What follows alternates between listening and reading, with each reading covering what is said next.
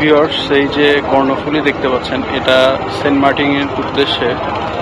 Saint মার্টিনের উদ্দেশ্যে রওনা করেছিল, বাট কোনো কারণে এটা এখানে আটকে গেছে ডুবো চরে, যার কারণে এটা আবার ঘুরে নিচ্ছে, নিয়ে আবার সাইড দিয়ে যাবে।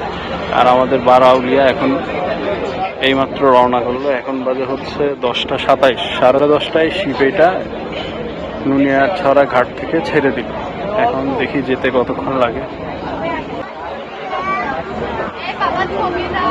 আমরা কর্ণফুলীকে ক্রস করতেছি। কর্ণফুলী এখন এখানে আটকে আছে।